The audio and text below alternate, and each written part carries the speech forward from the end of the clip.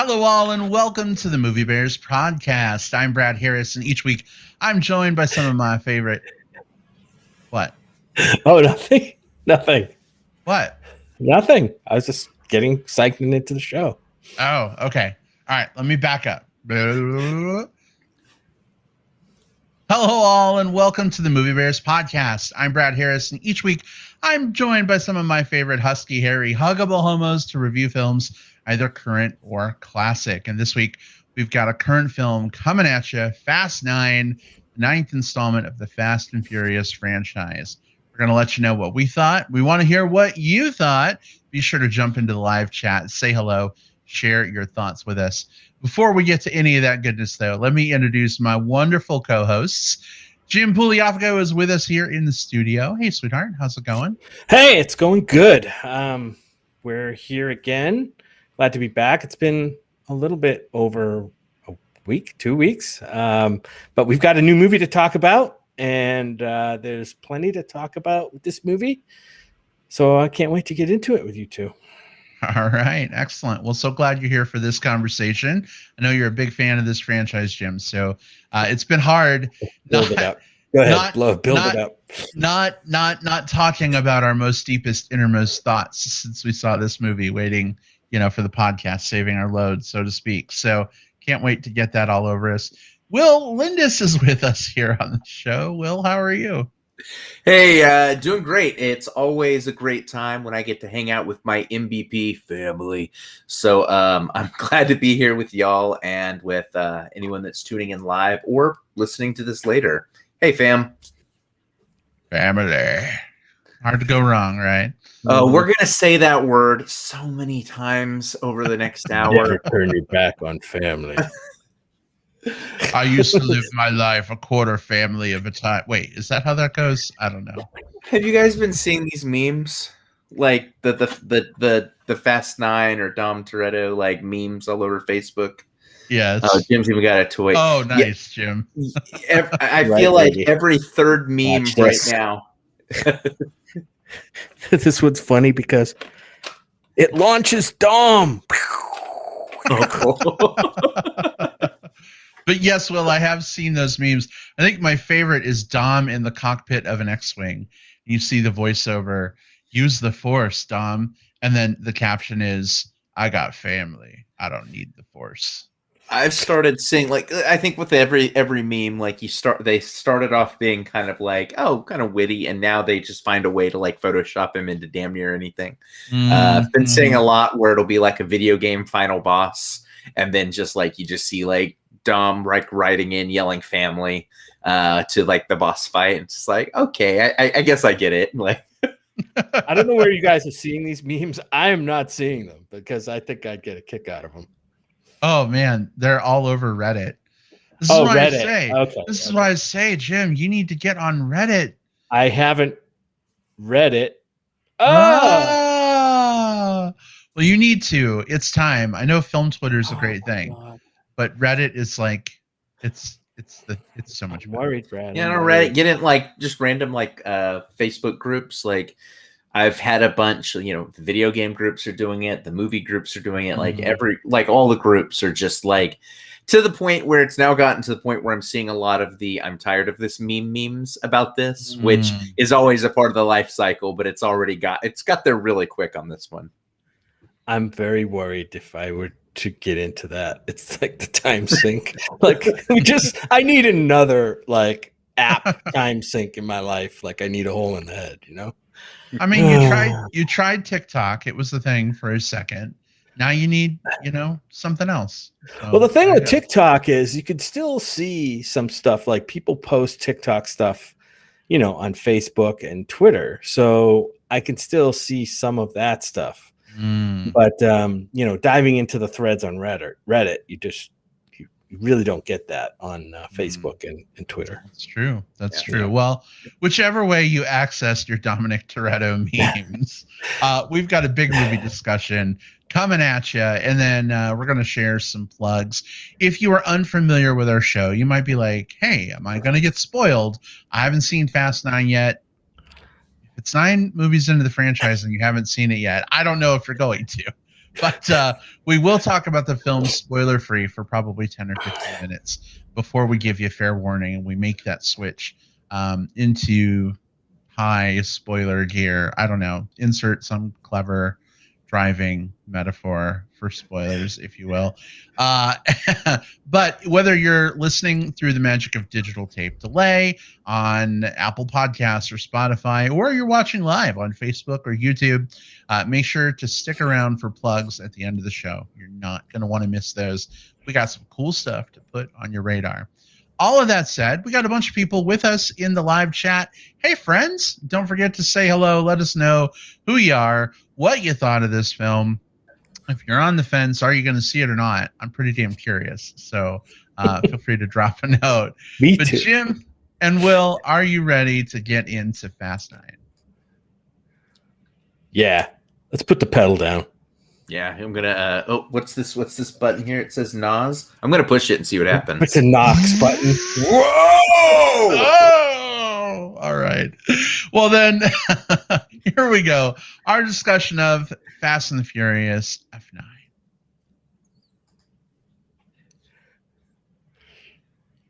Why do you keep laughing when I talk?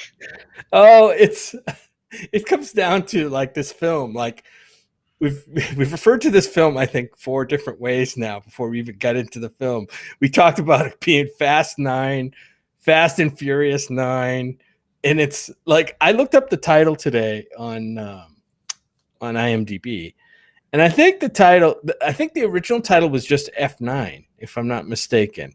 Now it's F9, the Fast Saga is the name of the movie.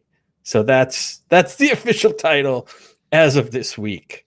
Listen, but I'm not calling it the name of the key that like messes with volume on my computer. I'm just not gonna do that. It's Fast and Furious 9. Because you're afraid some voice automation thing will like log you out or something if you say no. But you know what? It's a fucking Fast and the Furious movie. I'm gonna call it whatever the hell I want to. Yeah, well, exactly. And to be fair, Brad, the idea of it's a Fast and Furious movie, I'm going to call it whatever the hell I want to, is appropriate because that's the exact same philosophy they've applied to the naming system of these. I mean, the numbers are all over the place, and then for some of them, they don't even use numbers again, and it's just a matter of whether they put Fast and Furious or the Fast and Furious, and now it's F9, and now just Fast. Fate of, yeah. So call it whatever the fuck you want because it's okay. Yeah.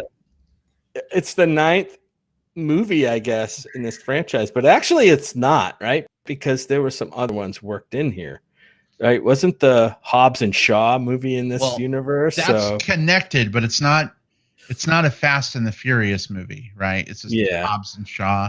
It's a side adventure. It's a spin-off, yeah. It's like how Star Wars Rogue One is not part of the Skywalker saga. So it's not like a numbered Star Wars movie because it's a side adventure. Right. Yeah, exactly. Although if Darth Vader showed up in this movie and started like killing people willy-nilly, I'd be okay with that. Well, it's time now, right? And we'll get into that a little bit. Yeah. Well, Jim, you are literally the biggest fan of the Fast and the Furious franchise that I personally know. Not to build you up too much, but it's, of the 3 of us, I think it's you, babe. It's you, babe. It's you, babe. So if you don't mind, go ahead and set this movie up for us, and spoiler free, of course. What were your maybe initial thoughts you'd like to share? Sure. So as we talked about, this is the 9th movie in the direct line of the franchise. It's actually our 4th Fast and Furious franchise movie that we've reviewed on the podcast since we started. So we started with Fast and Furious 6, and then went through 7, 8, and now this one. So we've been with it for a while. Admittedly, I didn't watch them from the beginning. I think when we started reviewing them back in 2012 or whatever, I had to go back and catch myself up on some of the previous films or refresh my memory on some of the previous films. So we've been looking at this franchise now for a while. So it's going to be up to us to decide whether this thing's jumped the shark for us, and when it did so. That'll be a good question. For me, this movie, well, first of all, I'm going to go ahead and read the IMDb summary, which I think is crap, but I'm going to read it anyway. Cypher, that's the name of a person, actually. Cypher enlists the help of Jacob, Dom's younger brother, to take revenge on Dom and his team. Cypher, of course, played by Charlize Theron, and Jacob, played by John Cena here in this film. So that none of that is a spoiler, because I think it's all in the trailer. If you've seen the previous movies, you know Cypher as a character. I think she came into being in the previous movie, if I'm not mistaken. Fast 8, or The Fate of the Furious, or whatever the fuck it was called.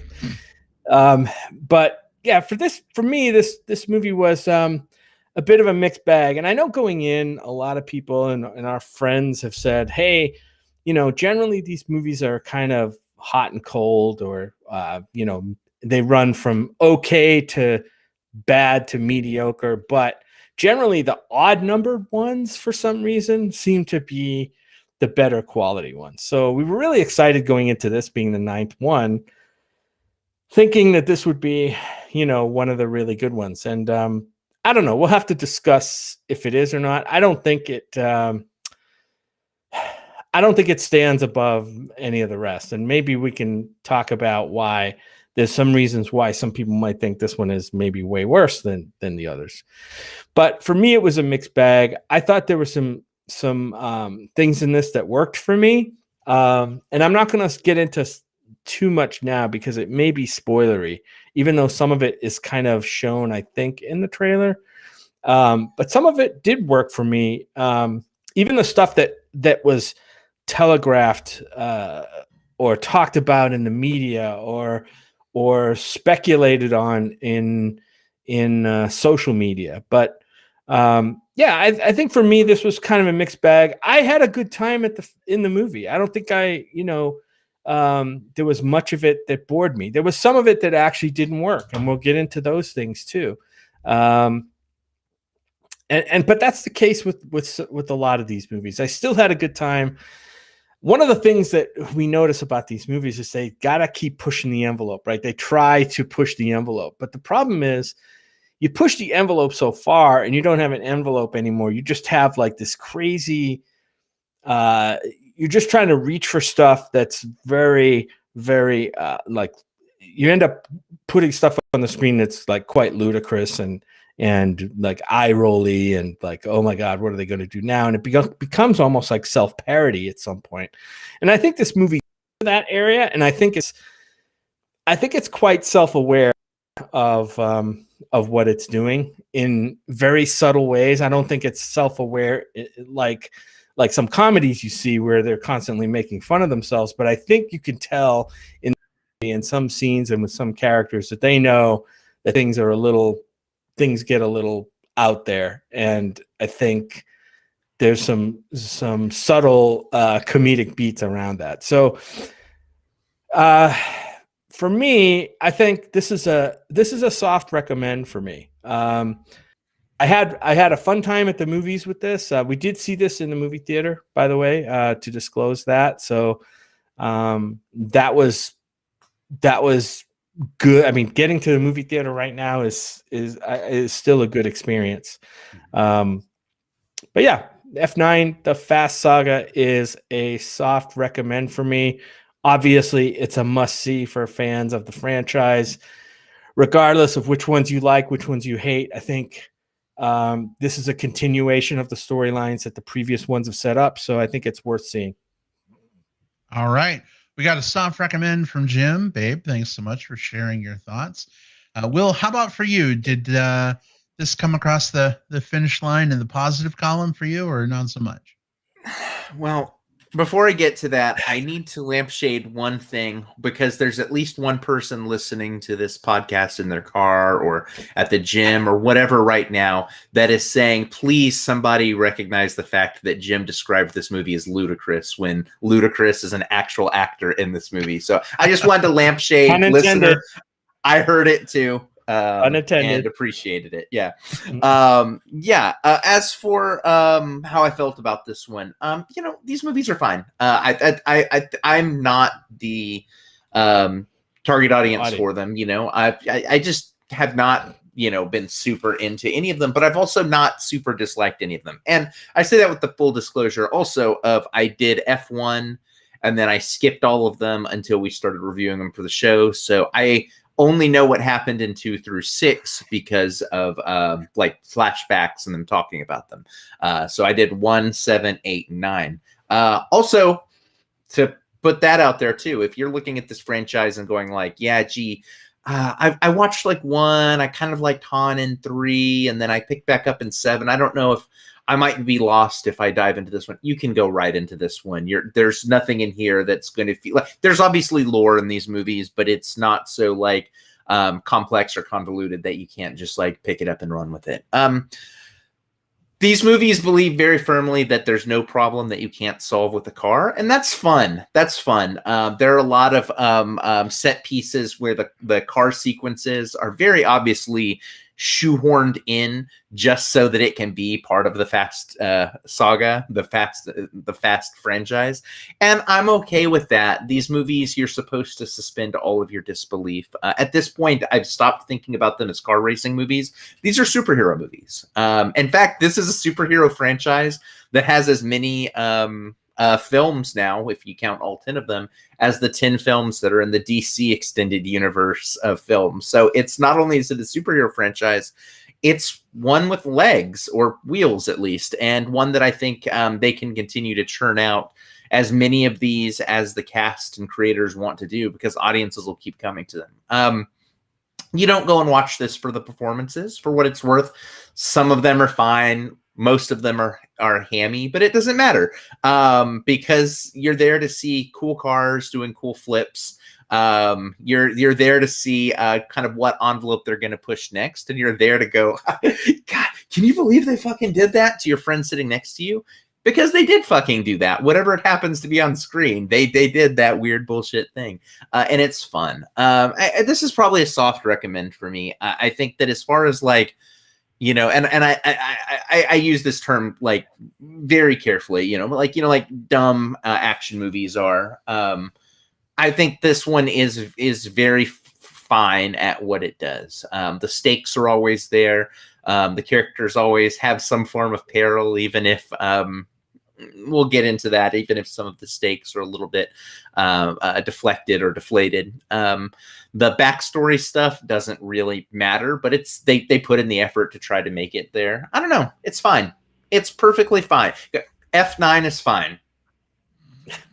Fine 9. The sign. There you go. Now we have a title worthy of cementing. Fine 9. Yeah. All right. So soft recommend from Will. For me, I think that I am more down on this film than either of you are. Jim, you mentioned that the odd number Fast and the Furious movies tend to be better. And it's interesting. I had never seen a Fast and Furious movie until, I don't know, 5 or 6 years ago. It was New Year's Eve. We were with Brian Dark and Ron Kraut in LA, staying with them for the weekend. And Brian was like, let's put on Fast and the Furious. Have you ever seen it?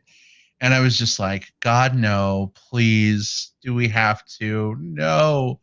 But he put it on and we watched it and it was mildly entertaining. Jim, I think that set off a chain reaction because I don't remember if you'd seen it before, but we started watching all of them at that point to catch up, I think, to 6, which was about to come out.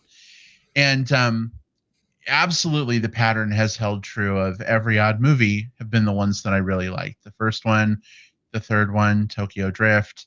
I have to say, though, this time, the pattern is broken. Broke the pattern for me, at least.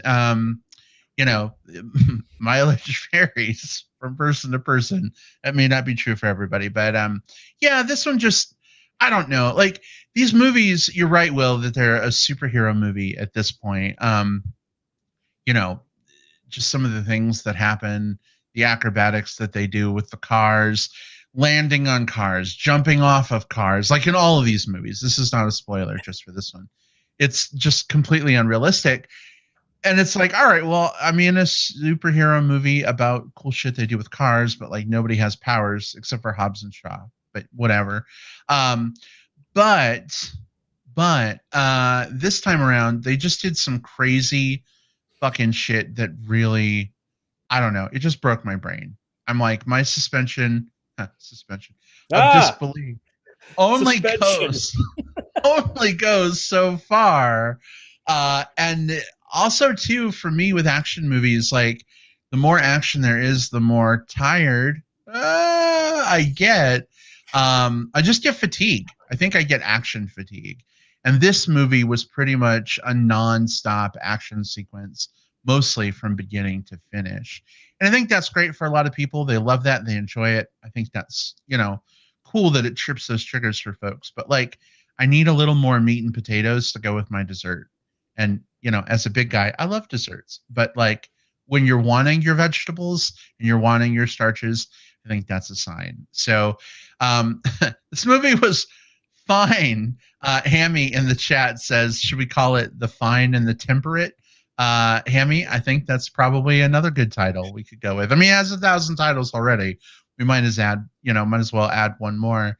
But I'm really struggling with whether or not this is a recommend. I think for the first time in my personal history with the Fast and the Furious franchise, this is going to be a do not recommend for me. This was oof. This was painful. This was, oh my gosh, I wish I could get that time back.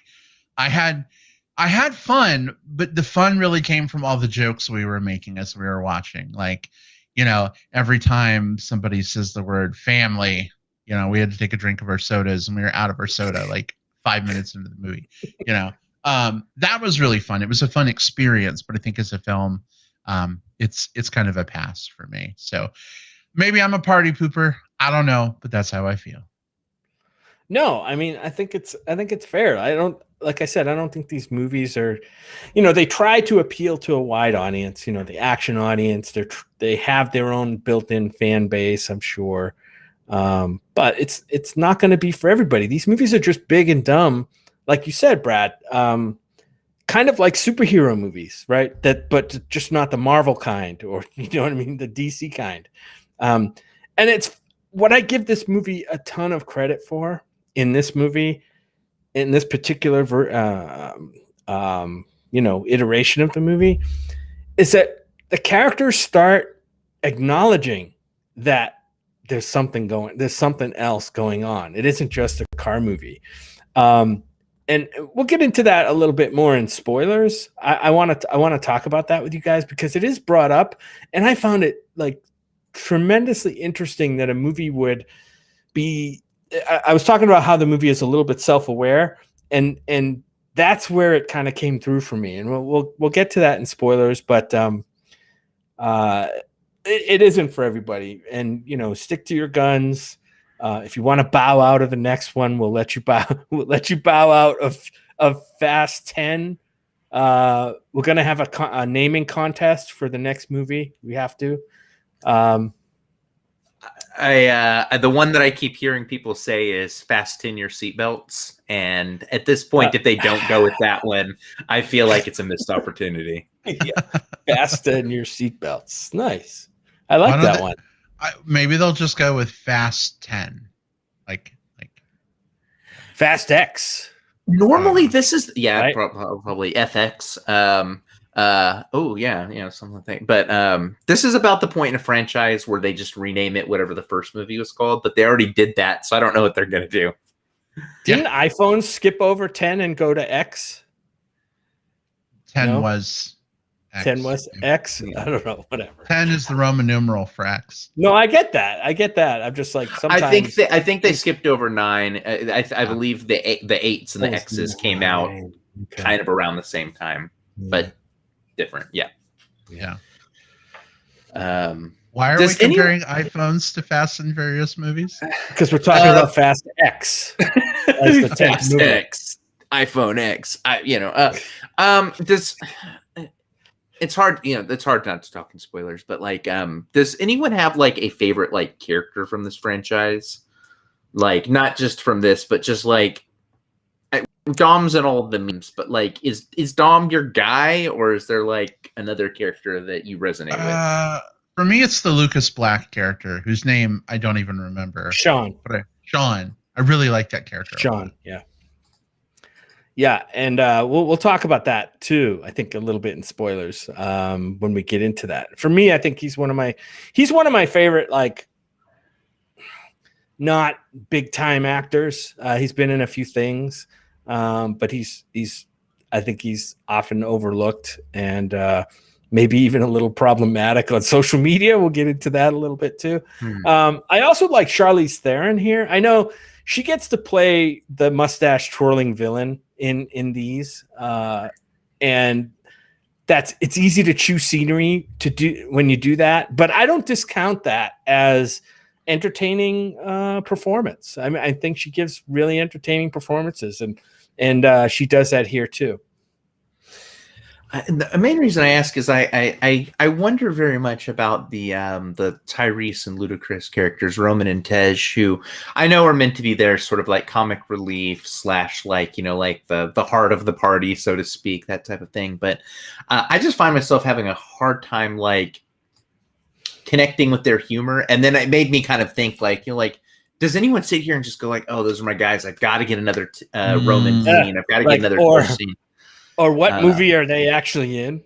Yeah, and maybe they are. Maybe it's maybe they are. It's just they always feel like they stand out so much from the rest. But I think for me, like the character that I'm seeing the most is I think Miguez is just so like good as Letty here. Like I understand that she was not at least one of them. I know there was some like she was dead, she wasn't dead, she had amnesia, she didn't have amnesia stuff in the middle movies that I missed. So I don't know how that played out, but the ones that I've seen, she's always been kind of like the standout. So oh my god, we keep calling these movies superhero movies, but the way you just described it, well, are they soap operas with cars? To be fair, superhero movies are soap operas with spandex. So it's like all these worlds are kind of like merging into one like mono story that all of them are a part of.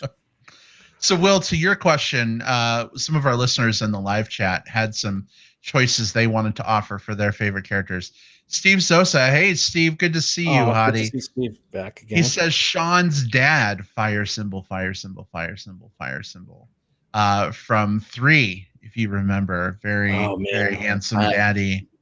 That one is one that's one. Will, I know you haven't seen that one, but that's one probably of all these movies, I think that's the one I think worth pulling out and rewatching again. Agreed.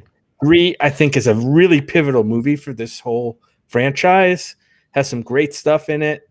It feels a little different because it's set in Japan and it's more authentic, I think, in terms of like featuring actual car racing and not like cars as weapons and vaulting, gymnastic whatever. But yeah, 3 is great. And so I think that one definitely would be one worth seeing again. Hammy also calls out that the orange Supra was a very colorful character. Orange. I love it. And George, oh my God, George, so good to see you, handsome. He says, I didn't even know they were still making more Fast and Furious. George. I don't know how well this is going to come up, but is this?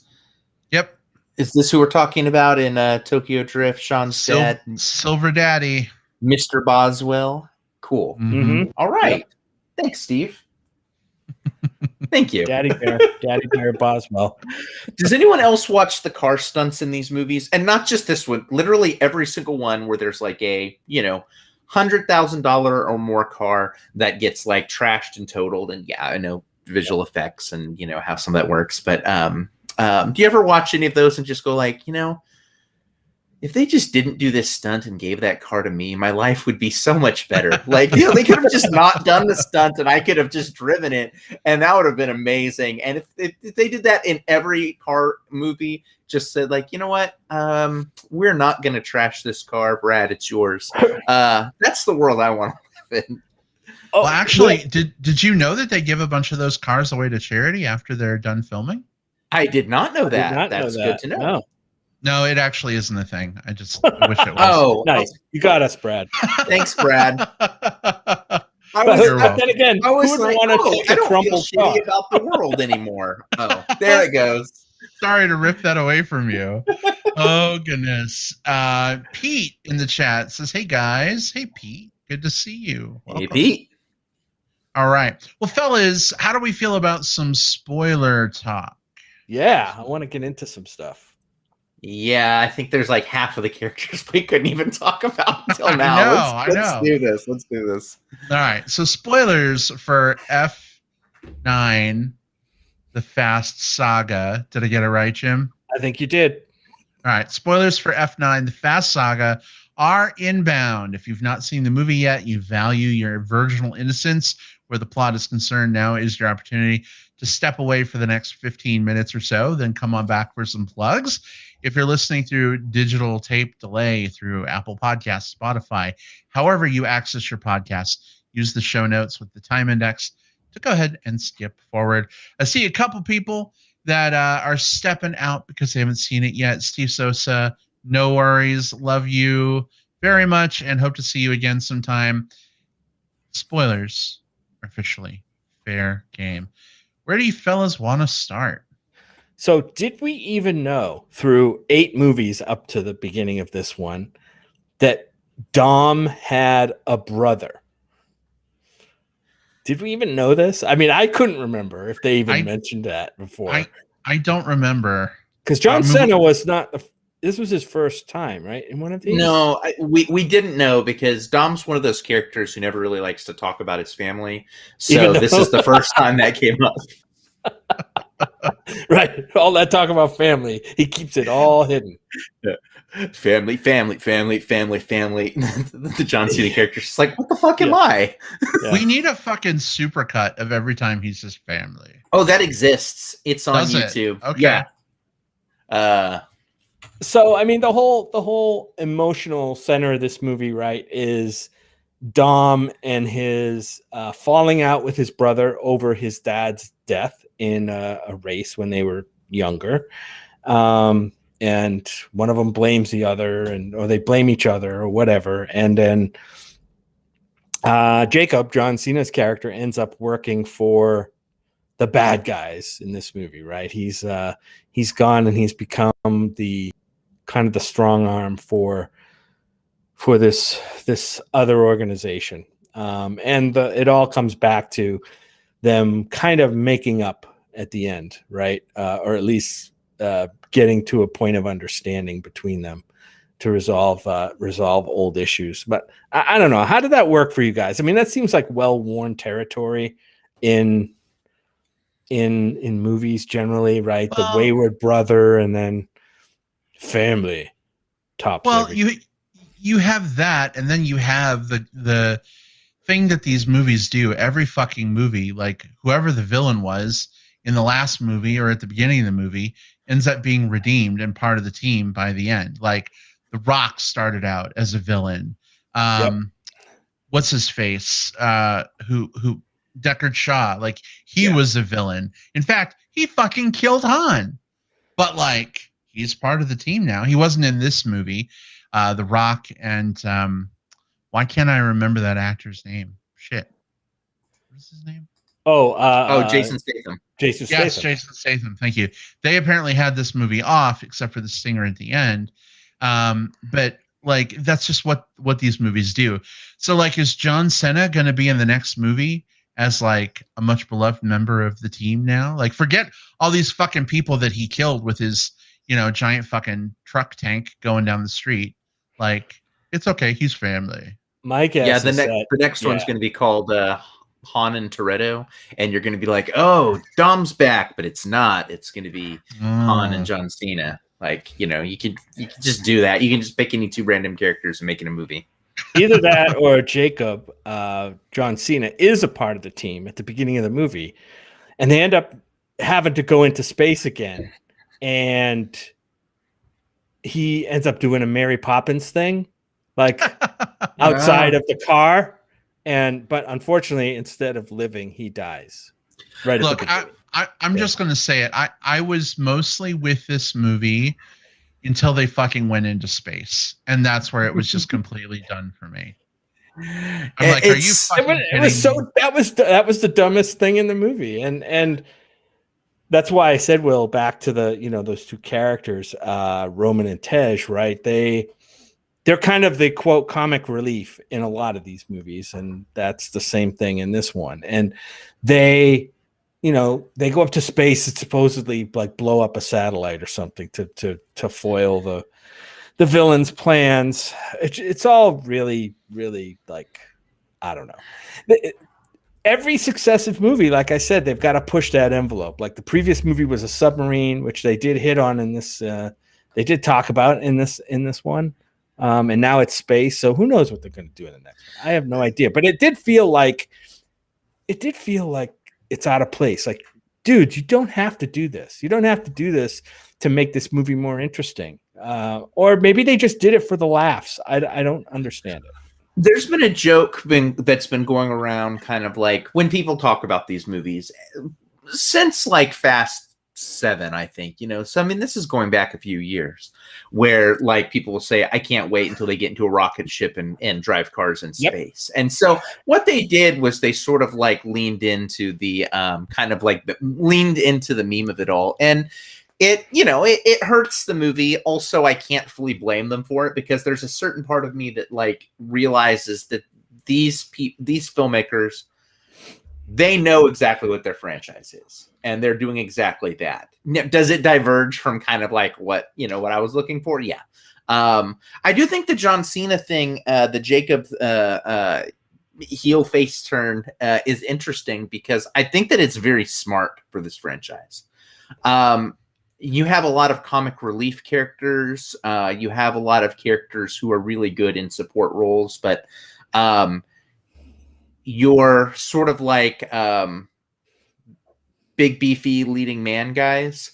You have the Hobbs and Shaw characters, which are kind of off doing their own thing. And then you've got the Vin Diesel character. I think that I don't think they would do the franchise without Vin. I think he's a big part of like keeping these things going. But if ever he wanted to take like a back seat on these, I think it would not be very. I don't think it would be very hard to hand the wheel to John Cena, because he's sort of like in an interesting spot in his career trajectory where he is just now getting into more and more roles, and I think he's being seen more and more of as a guy who you could maybe hang a franchise on, the way that The Rock was 14 15 years ago as he was coming up, the way Dave Bautista even has been over the last few years. So I do definitely think that John Cena's involvement was very calculated. It gives them options for him to lead either a spinoff or co-lead one of these again, or whatever it happens to be. Yeah, it's going to be interesting to see which direction they go. But yeah, the space thing, in a way, it kind of sucked, because they took two characters who I'd like to see them do more than just slapstick. You know what I mean? I'd like to see the Roman and Tej characters do more than just be kind of fodder for the action and try to make jokes about it. Although one thing, and I want to bring this up again, the one thing that I think the character Roman mentioned is he kept saying, hey, guys, let's do a reality check here. You know how many things we've done and none of us have gotten killed. None of us have gotten hurt. We don't even come out with this. We just ended up in a huge like action scene, and like the army was shooting at us. We rolled a bunch of cars. We went off cliffs. And look at us. None of us are scratched. Like, isn't that weird to you? And I'm like, that's the movie kind of nodding at itself. Like, yes, the stuff they do, they're kind of invincible. They've got this invisible armor on. I'd really like to see them lean into that. And that's where I said, like, this is where it starts to cross over into like MCU territory, where or DC territory where they are superheroes and like nothing is really phasing them. It seems like nothing can hurt them. And I don't know if that hurts the stakes of these movies, but it is a thing. And for the movie to recognize it within the movie, I think I say bravo on the movie for that. I feel like they didn't do enough there. I'm sorry. Like, yeah, it was a meta joke, but like it was completely a nothing burger for me. Yeah, I agree in a lot of ways. I don't have a problem with the stakes themselves. I think that there are gritty action movies where you know that the protagonist is going to be like shot up at the very end and his victory is going to be a moral win at best, or there are movies where you're going to have a larger cast of characters and they're going to get whittled down through all of that. I like that stuff. I love keeping track of who's still alive and who's not, body counts, all that stuff is fun in some of these action movies. That's not the type of movie these are. And I think that kind of leaning into sort of like the soap opera elements of it, the like who's back from the dead, who faked their death, who had amnesia the whole time. At a certain point, it's come back around and it's no longer like kind of a silly, weird thing that they do. And now it's just sort of a core tenet of what the franchise is. And I've come to accept all of that. That said, the stuff with Roman lampshading, all of the we can't die stuff, I do agree that wasn't handled very well. I didn't need it to end with like the irony of the character dying or anything like that, although that is a direction they could have taken it. I think that they went to that well whenever they needed Roman to say something after that first action scene. And at a certain point, it just felt like sort of like a dead horse that I guess a not dead horse that he kept beating. And even when like they were making those jokes about it during that final space scene, is they're like, like we've only got so much juice left. Let's gun it anyway. We don't care. Like it fell very flat. I think you could have had more fun with that. I would have done a thing where maybe there was like some sort of like, I don't know what it is, but some sort of like there at the end, some sort of weird explosion or something where all the characters go like, oh, holy shit, Roman did die. And then at the end, he comes wandering back out of it. Just like, see, I told you guys, you could still have a setup and a punchline if you pay it off there. But instead, they just told the setup over and over and over through the course of it. I actually thought, maybe I'm misremembering, but I thought after the space scene, I thought there was an I told you scene where they came back and, after they crashed into the satellite and all that crap. Like, I thought there was a, see, I told you, kind of scene between them. I thought not with the whole team, but between them. There was between the two of them, but there wasn't one that really affected the audience. And I think that's what I'm getting at. Because this was the Roman meta jokes weren't being told. Yes, they were being told to other characters, but they were being told to us as the audience. And we never felt in that last scene that like maybe there was a chance of them actually dying like that. And that's, I think, where I'm getting at. Yeah. Yep. And totally agree. Before, I know we're running long, but I just want to mention, for me, I know the movie wanted the emotional core to be, Jacob and, Dom and his brother Jacob and the death of their father and all that. But for me, the emotional core, and I know this has been hinted at and thought about for a long time, is the Han return was cool.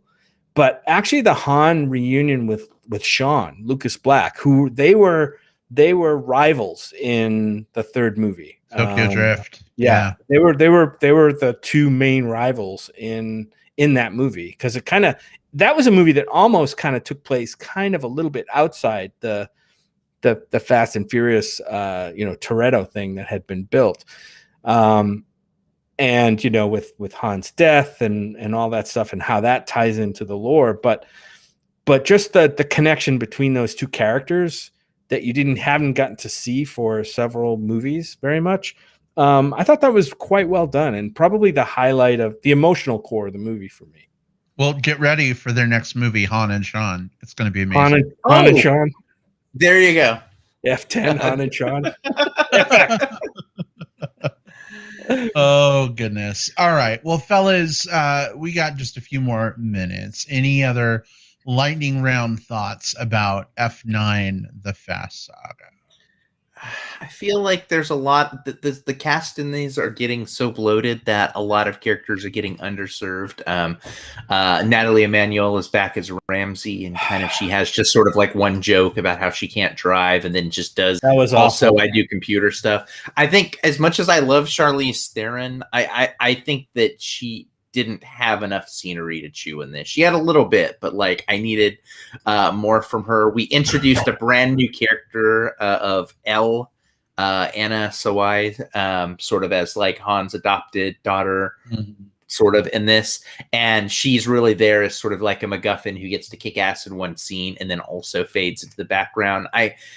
There was a lot of that, and then a lot of these other characters that I really wish I could have spent a little bit more time with Elle, with Cypher, with Ramsey, but instead we got a scene that was there just to justify a Cardi B like a cameo that really had no impact on the movie whatsoever. So I do think that this franchise does at this point have a character issue. And I think for me, what I would really like to see in the next one is for them to really just, I'm not saying it has to be like a two-hander like Hobbs and Shaw or whatever, but I really do think that if they need to just like pare down and focus on a core team, whatever that core team is.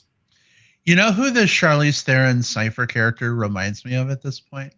Who's that? Fucking Dr. Claw from Inspector Gadget. At the end of every episode, he flies off. I'll get you next time, Gadget.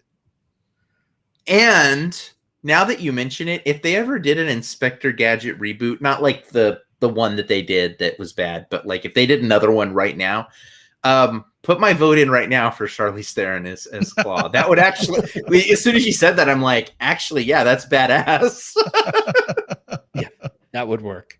Hey, Will, I'm glad you brought it up because the one of the real down points for me was the Natalie Emanuel character driving through the streets of whatever city that was.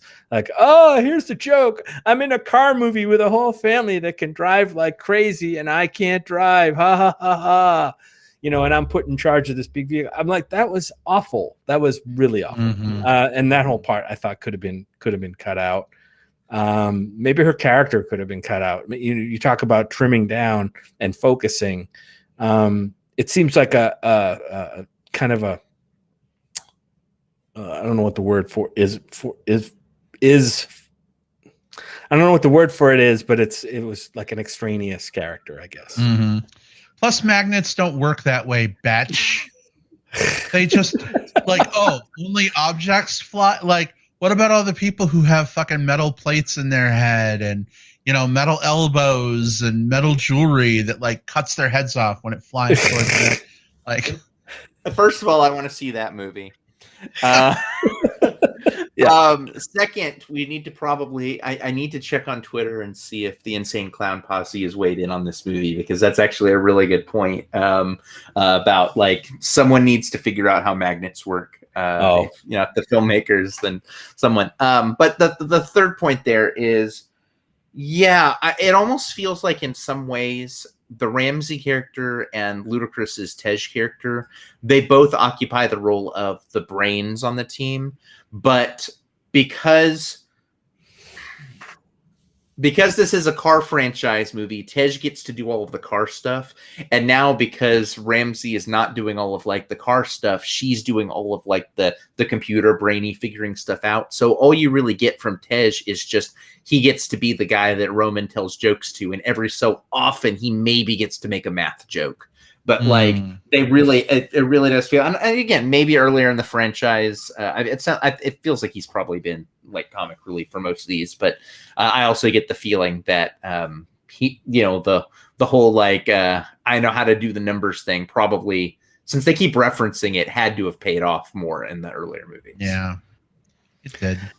I don't know. I mean, yeah, this movie wasn't great by any stretch. Like I said, we've got 2 soft recommends, and Brad's definitely not recommending it, but I don't know. There's something endearing about this franchise, and maybe it's just because we've been with it for so long that, you know, that it's, at least for me, it's you know, I can't say I'm a huge that any of these movies are masterpieces or anything.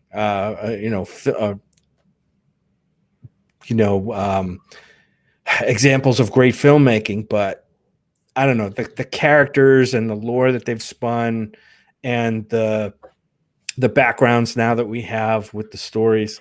It's definitely something I'll keep coming back to until they really push me away.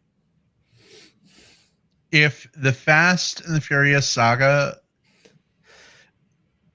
was a marriage that I was in, I would consider us separated at this point.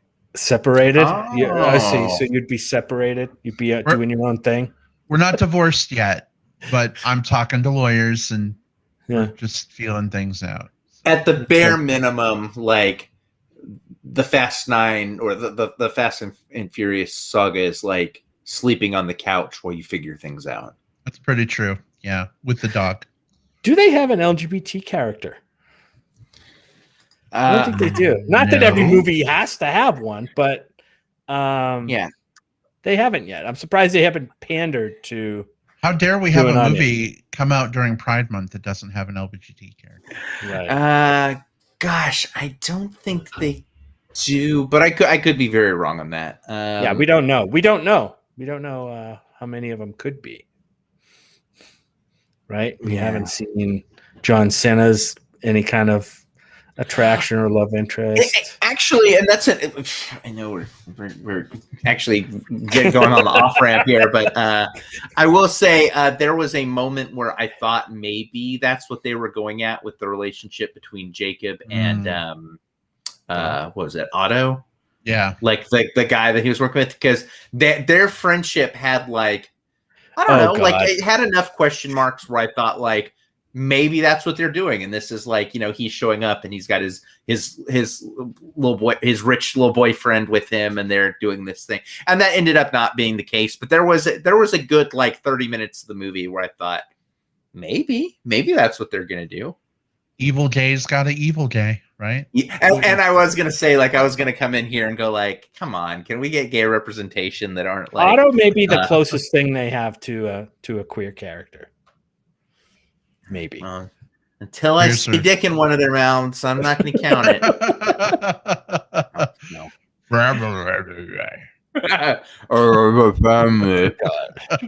That explains so much. Oh God, put your family to the test. Oh God. Dominic and Jacob reunited at last. I live life 7 inches at a time. Brad, you say that. I would bet you money there's slash fiction of that, like that exists right now on the internet. I would not doubt it at all. At all. That's your homework, Will. You got to find a good one and send it to us. Let's see how long it takes. No. All right, fellas. Well, great discussion on F9, the Fast Saga.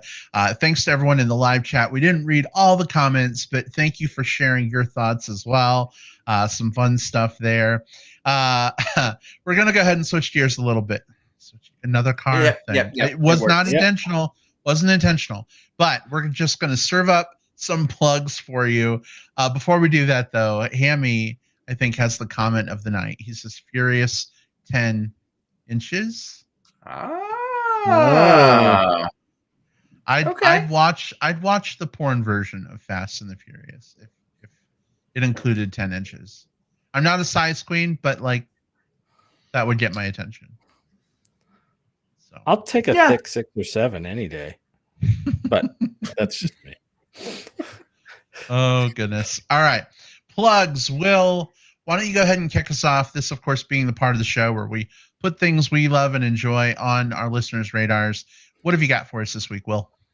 Yeah, so this is a plug that I think we've technically talked about before on this show, but it was when we watched this movie at, Sundance, and it is now available for people to watch. It's one of, if not the best thing that I've seen so far this year. And it's actually a documentary called Summer of Soul, or When the Revolution Could Not Be Televised. It's on Hulu now. It's also did like a little mini theatrical. I think you can go see it right now, but you can also watch it on Hulu. And this is director Questlove takes this archival like footage from the 1969 Harlem Cultural Festival, which was like a celebration of African American music and culture, Black Pride, unity, and it's basically a concert. It's a concert documentary, but it's just immaculately put together. You get to see all of the acts, or many of the acts, performing good sections of their work, and it's really entertaining. You keep going like, oh wow, gosh, is that Gladys Knight? Oh cool. Who, like you keep seeing like just all of these like people that and some of which maybe you don't know that much about.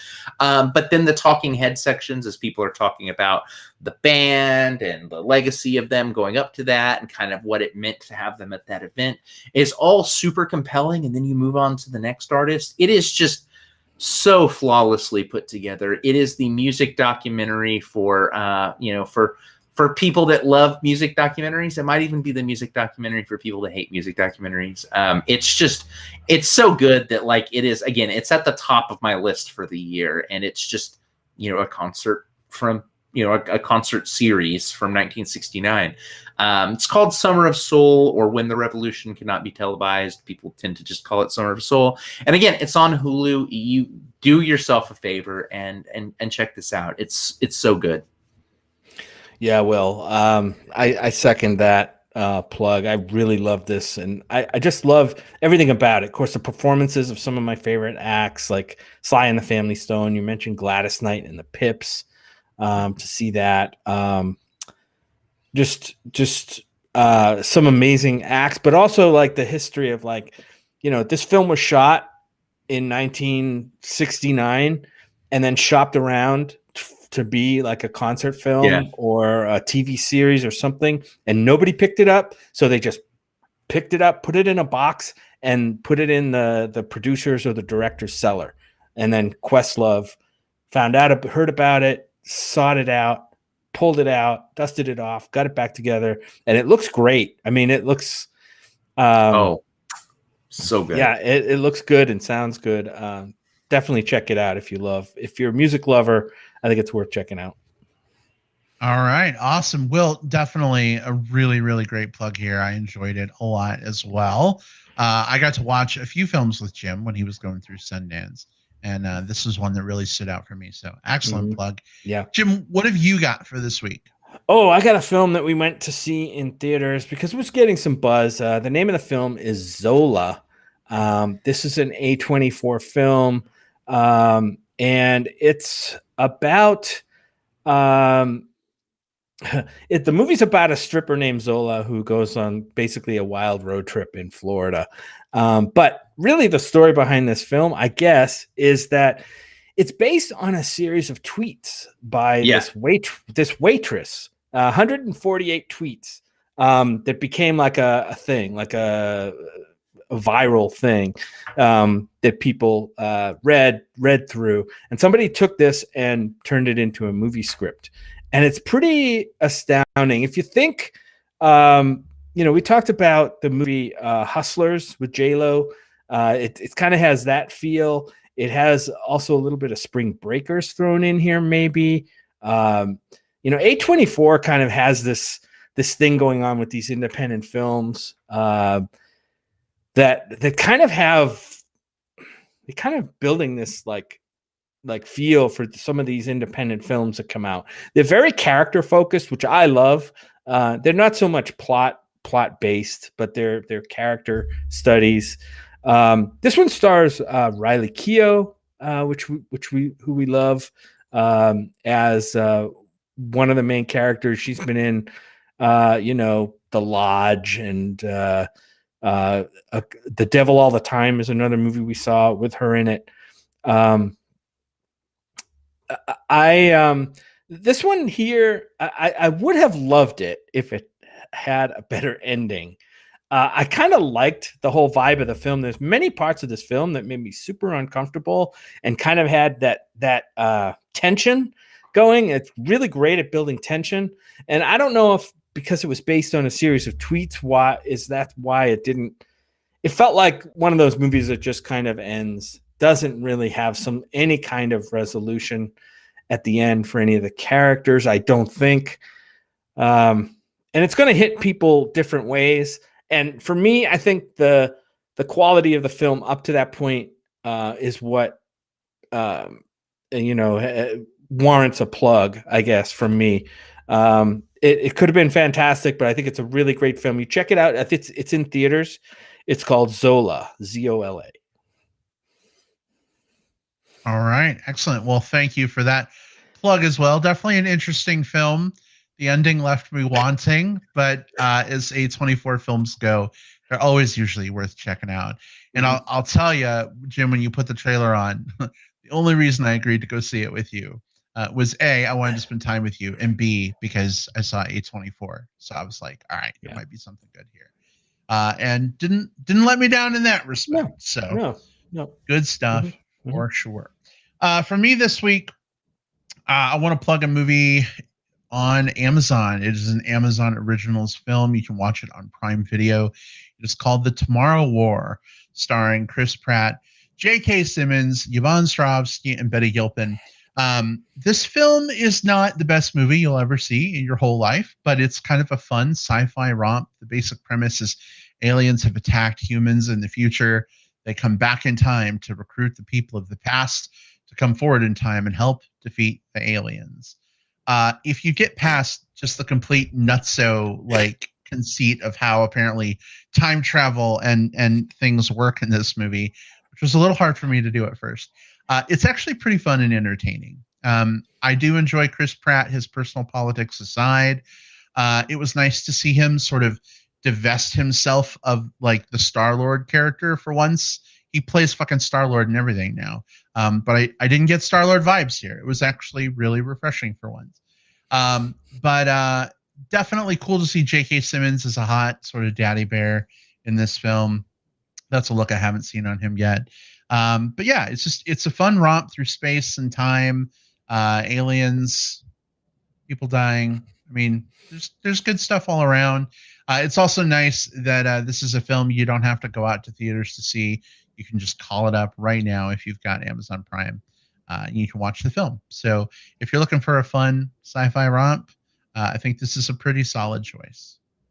Yeah, good choice, Brad. I think this is, you want to plunk yourself in front of the TV on a weekend and watch a big, dumb sci-fi show that thinks it's smarter than it really is. This is the one you probably want to see. It's not terrible. I mean, it was entertaining. It had me wondering where the heck it was going to go.